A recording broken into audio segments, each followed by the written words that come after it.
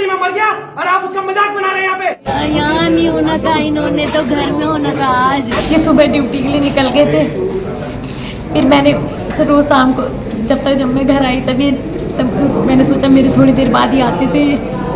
मैंने कहा आ रहे होंगे।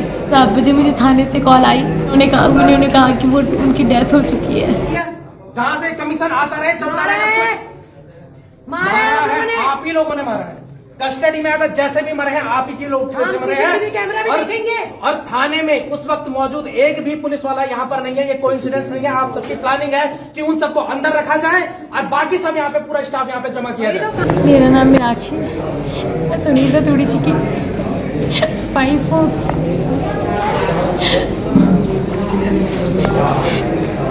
ये सुबह ड्यूटी के लिए निकल गए थे, फिर मैंने रोज शाम को जब मैं घर आई तब मैंने सोचा मेरे थोड़ी देर बाद ही आते थे। मैंने कहा आ रहे होंगे।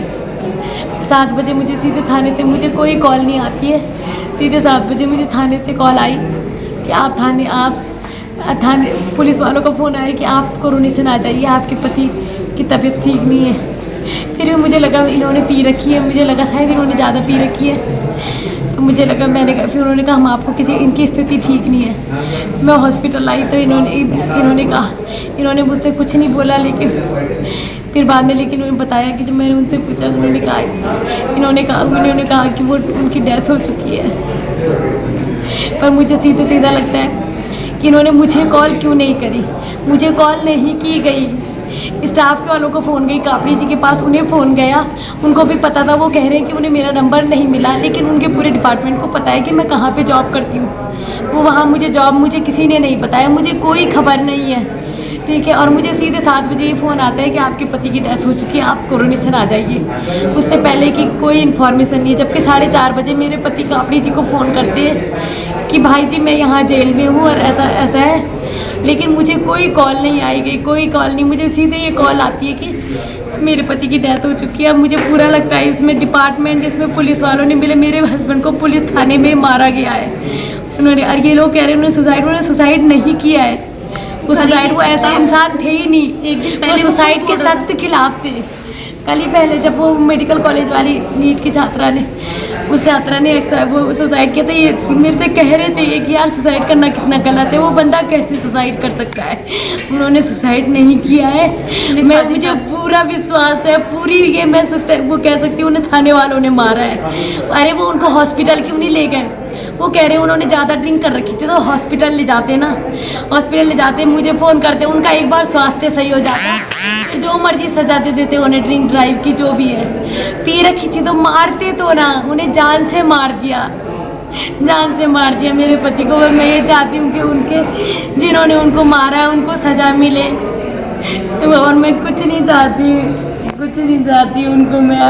मेरा नाम ललिता जोशी है, मैं मृतक की साली हूँ। और आज ही हमें पता चला है कि पुलिस वालों थाने से कॉल आया मेरी दीदी को कि आप थाने पहुँच जाइए। जैसे ही मेरी दीदी पहुँचती है, उनको 7 बजे करीबन बताया जाता है कि मृत घोषित है, जबकि वो मृत घोषित पहले ही हो चुके थे। 6:45 पे मृत घोषित हो गए थे, लेकिन उन्होंने बाद में बताया। और उसके बाद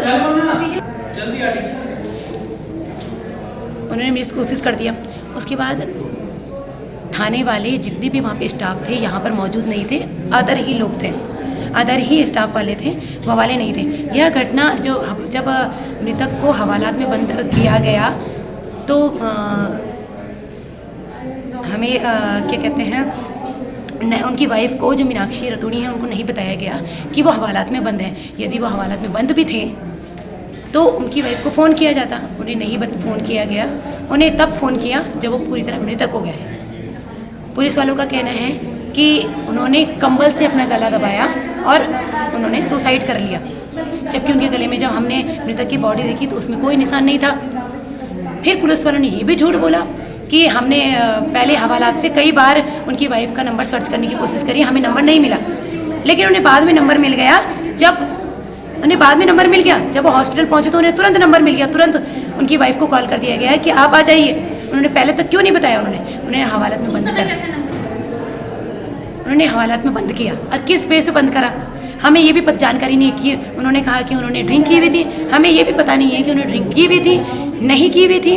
वो कह रहे हैं, पुलिस वालों का ये भी कहना है कि हमारे पास सारी CCTV फुटेज भी हैं कि उन्होंने कैसे कैसे सुसाइड करा और कैसे कैसे उन्होंने क्या किया।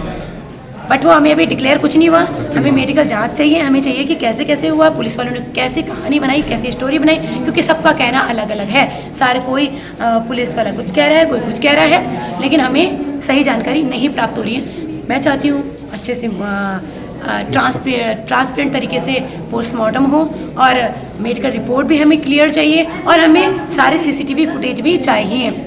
दिनांक 28 मार्च को थाना रायपुर में हवालात में सुनील रतूड़ी की असामयिक मृत्यु के संबंध में सूचना हमें प्राप्त हुई थी। तत्काल पुलिस बल द्वारा उनको हॉस्पिटल भिजवाया गया, जहां पर डॉक्टरों द्वारा उन्हें मृत घोषित किया गया, क्योंकि काफ़ी गंभीर प्रवृत्ति का ये मामला है। इसलिए जो भी नेशनल ह्यूमन राइट कमीशन की ओर से जो गाइडलाइंस हैं उसका पूरी तरीके से पालन किया जा रहा है और उसमें हम ये सुनिश्चित करेंगे कि इस पूरे घटनाक्रम की जाँच जुडिशल मजिस्ट्रेट या मजिस्ट्रेटी जांच इसमें की जानी चाहिए।